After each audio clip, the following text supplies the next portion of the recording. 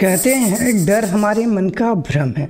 पर मुझे लगता है कि जहाँ डर एक पिंजरा है वहीं हमें पिंजरे से बाहर निकलने में मदद भी करता है। हो सकता हो कि ये बात आपको थोड़ी अटपटी लग रही होगी, इसलिए मैं अपनी एक कहानी सुनाता हूँ।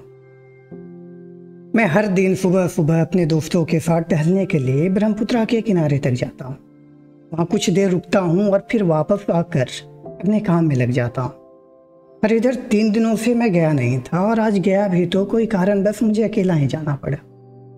पहले की तरह ही मैं आज भी बालक बाबा के सीढ़ियों से उतरकर किनारे तक जा ही रहा था कि जहाँ से सीढ़ियाँ कम होती है या कम की जहाँ से सीढ़ियाँ ख़त्म होती है उसके करीब 5-7 कदम दूर एक मरा हुआ सांप देखा। उसे देखकर लगा कि पिछले दिन ही किसी ने मारा है। मेरे गांव में कहते हैं अगर सुबह सुबह मरा हुआ सांप देख लो तो अपशकुन और वही जिंदा हो तो शकुन होता है। वैसे मैं इन चीज़ों को मानता नहीं, पर रास्ते के दोनों तरफ छोटे छोटे जंगली घास, फूल और कहीं कहीं रास्ते पे पेड़ से लटकती लताएं और बाँस के झूल जाने से रास्ता थोड़ा डरावना सा लगता है। जाने क्यों मुझे एक डर सा लगने लगा। हालांकि मैं अपने दोस्तों के साथ होता तो मुझे थोड़ा भी डर नहीं लगता, और ऐसा भी नहीं कि मैं सांपों से बहुत ज़्यादा डरता हूँ। जब तक हमें कोई ये नहीं बताए उस तरफ जाने में जान का खतरा है। हम अंधेरी रात में भी उस रास्ते से आ जा सकते हैं, पर वही जानकर दिन में भी अकेला जाना मुश्किल हो जाता है। कभी जी करता कि नहीं जाता हूँ, क्यों ही जाना, जब साथ रहेंगे जाऊँगा, आज यहीं से लौट जाता हूँ। कभी मन सवाल करता इतना डरता है क्या, फिर जवाब भी देता कि इतना ही डर लगता है तो एक डंडा उठा ले। जब हमारी बुराई दूसरे करे उतना बुरा नहीं लगता जितना हमारे खुद को करने से लगता है। मैं डर और रोमांच से भरा अपने कदम आगे बढ़ाता और डंडे ढूंढने लगा। कुछ देर आगे बढ़ते ही एक पतला सा बाँस की छड़ी दिखी। जो ही उसे उठाने के लिए झुका कि कहीं से सरसराहट की आवाज़ हुई, और आवाज़ सुनते ही बिना छड़ी उठाए इतनी तेज़ आगे भागा कि मैं गिरते गिरते बचा।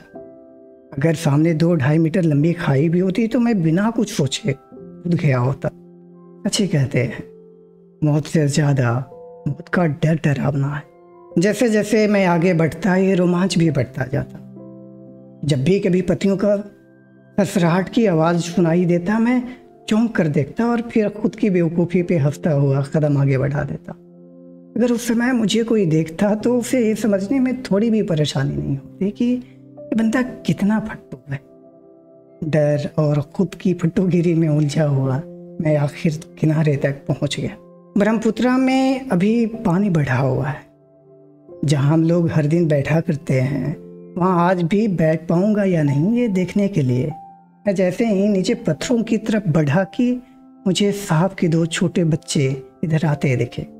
मैं बिना कुछ सोचे वहाँ पे रखा हुआ बाँस का एक डंडा उठा लिया और उन्हें मारने के लिए अपना हाथ उठाया, पर रुक गया। मेरा डर जैसे एकाएक खत्म हो गया।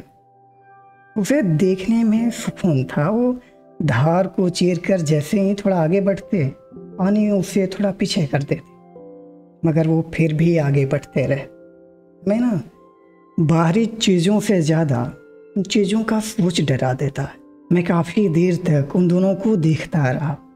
उन दोनों के जाने के बाद मैं अपना हाथ धोने लगा, तब ध्यान दिया कि पानी बढ़ने के कारण आज कुछ ज़्यादा ही सांप दिख रहे हैं। जहाँ पे हम लोग बैठा करते थे वहाँ तक पानी आया हुआ था।